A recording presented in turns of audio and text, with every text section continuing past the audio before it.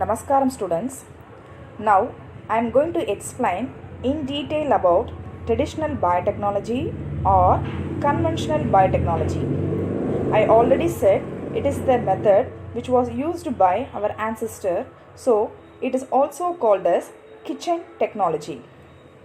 Some of the examples are preparation of dairy products like curd, ghee, cheese, as well as in our daily breakfast items like idli, dosa, bread, and these are prepared by using some microorganism. In addition to that, some of the alcoholic beverages like beer, wine, so these are the oldest technology. After the advancement of science and technology during the 18th century, this kitchen technology gained the knowledge of scientific valuation. After that, it is subdivided into different types of branches. They are industrial biotechnology, medical biotechnology, and environmental biotechnology. And now I'm going to say some of the example for the conventional biotechnology. I said about the curd, yogurt. In addition to that, cheese preparation also, soya sauce with the help of Aspergillus sooy, Aspergillus venti, and bread formations like a tempeh with the help of one fungi, Rhizobus species, butter formation with the help of Streptococcus lactis. These are the examples for conventional biotechnology. Next, we are move on to modern biotechnology. Modern means latest. By the manipulation of scientific world, living organism, especially at the cellular level or gene level or tissue level or even nano level, that products we are going to identify that should be produced in the large scale level. So that is called as modern biotechnology.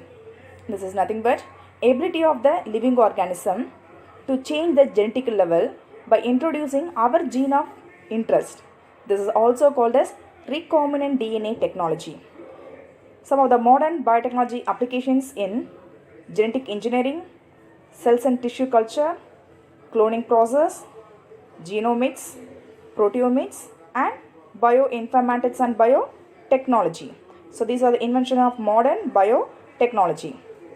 So in modern biotechnology, some of the examples are introducing our gene of interest, for example, insulin into the host cell. So due to the multiplication of the host cell, knowingly or unknowingly, in addition to that host cell, our gene of interest also multiply in a larger scale level. So this is called as rDNA technology or recombinant DNA technology. So in 10th you learnt about the cell therapy, somatic cell therapy and germline gene therapy. And Dr. Ian Wilmot, famous in the cloning process and designing the drug production, gene level analysis, protein level analysis, and gene therapy. So these are the examples for modern biotechnology. And very important traditional biotechnology is fermentation process. So there are main focuses in the old or classical biotechnology is fermentation. This is nothing but production of acids, enzymes, alcohols, or antibiotics, or even some toxins and vitamins produced with the help of microorganism in the absence of oxygen is called as fermentation. Okay, just observe the picture here. Sugar, that is a organic compound. Conversion of organic compound with the help of yeast molecules in the absence of oxygen, it can release the two products. One is called as alcohol and another one is carbon dioxide. This process is called as fermentation. The alcohol is used in beverage industries and the carbon dioxide, this is a gas which is used in the baking industry. Let's see. Here the conversion of glucose into pyruvic acid in the 11th standard you learn into the different time compound. It may be carbon dioxide. I already said it is used in the bakery industry. Lactic acid for the preparation of cheese, yogurt or soya sauce. Ethanol production in the preparation of wine and beer. Acetone. Girls, we are fond of using the nail polish. So this nail polish remover by using the rubbing the acetone or isopropanol alcohol. This is also the derivation of fermentation process. And last one is called as a acetic acid. This is nothing but the vinegar. So here the glucose is converted into various process, either the carbon dioxide or acid or alcohol without the involvement of oxygen is called as fermentation. Today I am going to explain what are the focus of biotechnology, in which fermentation we are going to see in detail. So some of the major focus of biotechnology are fermentation and the biomass production, that is producing the proteins, especially the single cell protein or alcohol or biofuels in the larger amount. The next function is enzyme productions to inactivate the process in biotechnology. And nowadays we are using the fossil fuels, but it causes some of the pollution.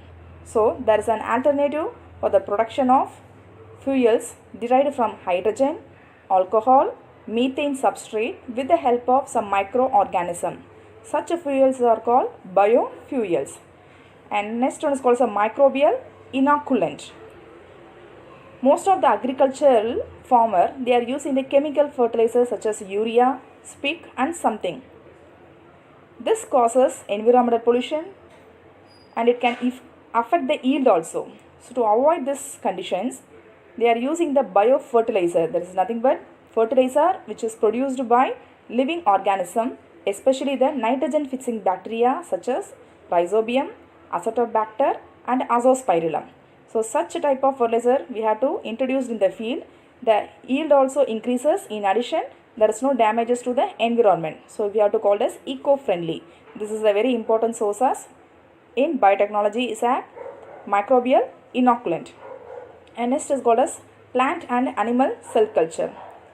We know about malaria can be cured by using the drug which is derived from the plant. Can you guess what's the name of the plant? Cinchona. What are the materials out there? Two alkaloid compounds, one is quinine and another one is quinone. So these are called as a secondary metabolites. And this secondary metabolites, only we are depending upon plant source means it is not possible to give the drug for world level population. So we have to extract the metabolites from the plant source and we have to artificially grown in the culture in laboratory and produce in the large amount. So this is one of the drug designing process. And next is called as a recombinant DNA technology. In later we are going to discuss in detail, especially for the production of antibiotics and vaccines. And last is called as a process engineering. This is used for the wastewater treatment and recycling process. And what are the various courses we can see in the biotechnology? So during the 21st century, the biotechnology opened the vast area which includes the different branches of science or genetics, molecular biology, cell biology, bioinformatics. And the modern biotechnology includes nanobiotechnology, biomedical engineering, tissue engineering and chemical engineering. So various interdisciplinary courses we can see in the biotechnological field. And especially the modern biotechnology can increase the growth of the plant, produce the new drugs for the different types of diseases, that's a pharmaceutical, production of vaccine and increasing the quality as well as the quantity of the livestock management. So these are the various interdisciplinary courses in biotechnology. Let's have a quick view about the prehistorical era of biotechnology. The alcoholic fermentation was first introduced by Anthony Lavoisier, and we know about the DNA was discovered by Watson and Francis Crick. And Louis Pasteur, he is called as the father of microbiology, was the first person introduced the fermentation process in the field of microorganism. And in detail we are going to see different types of scientists in later. And let's see the fermentation. I already said about it is the process in which glucose are broken down with the presence of oxygen, that is called as anaerobically. Again I am recalling fermentation is a process in which breakdown of glucose into carbon dioxide or alcohol or acid without the presence of oxygen. And this fermentation mainly used in the process of wine and beer, which was 10,000 years old. Louis Pasteur was the first microbiologist introduced the word fermentation and with the help of microorganisms such as yeast and different types of bacteria. And while undergoing the process, he obtained, instead of carbon dioxide, in addition to that, he obtained the ethyl alcohol also. He also recognized that ethyl alcohol and some carbon dioxide are not only the product of fermentation, in addition to that, some of the acid also responsible for the fermentation process. And to do the fermentation process, there is one vessel is called as a fermenter or bioreactor is very essential to produce the process in the large scale level. So this is called as a bioreactor. What is a bioreactor?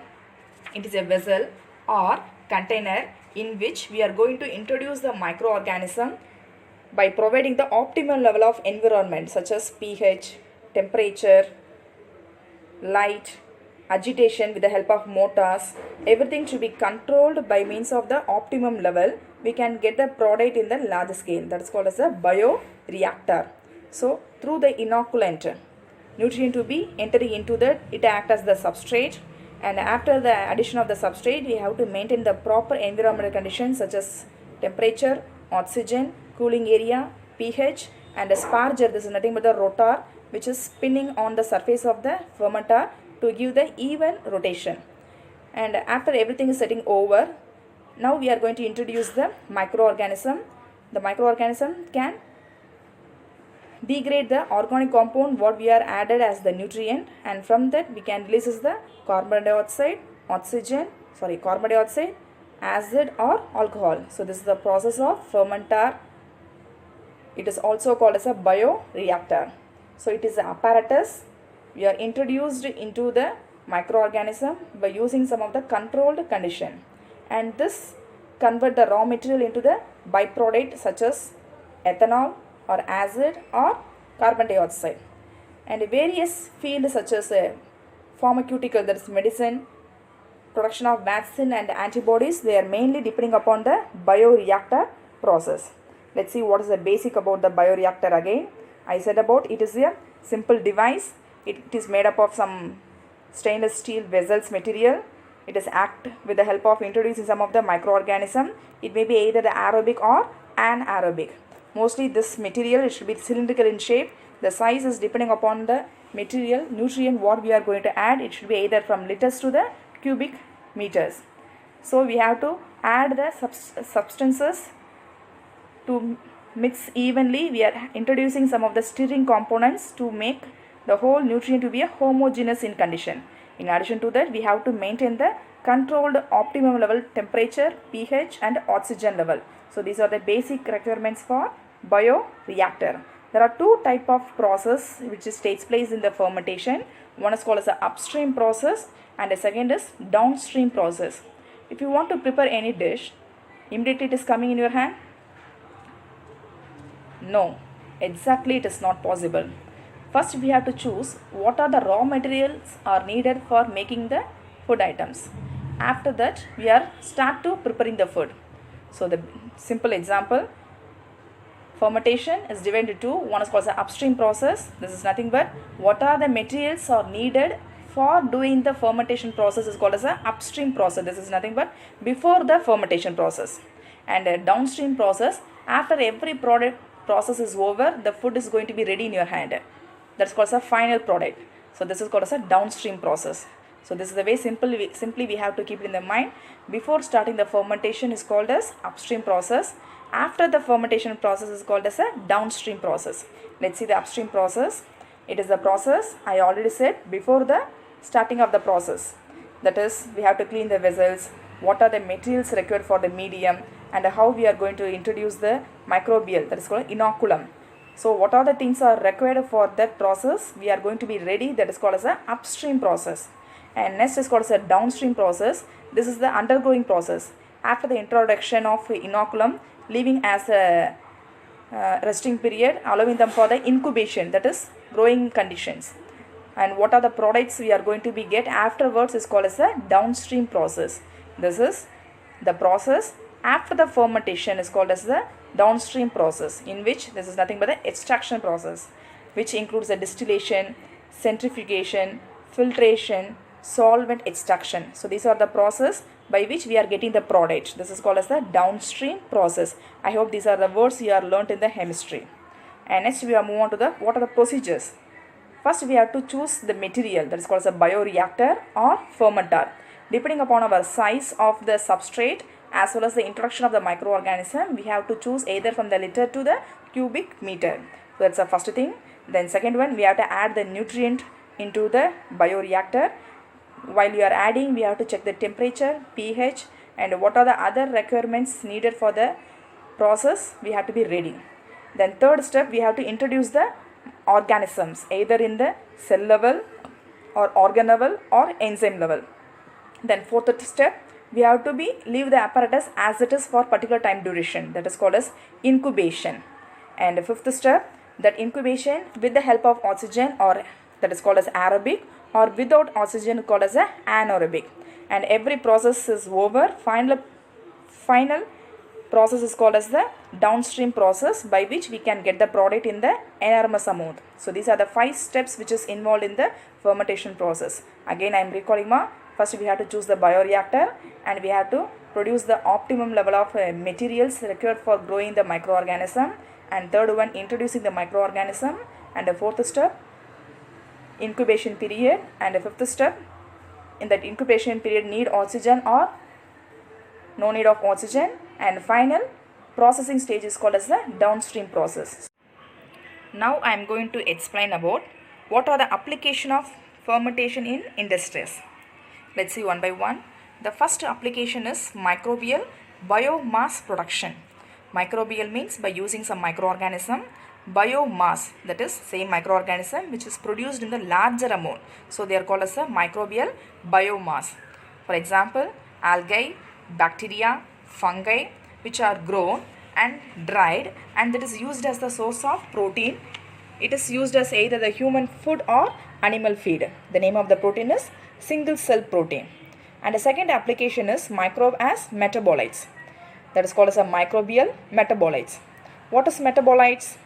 Microbes can produce some compounds which are useful to the man as well as animals. So that compound we have to call as metabolites. They are classified into 2 types. They are primary metabolites and secondary metabolites. Let's see the primary metabolites first. Primary metabolites, which involves with the help of the microorganism for the maintenance of life, that is called as the primary metabolites.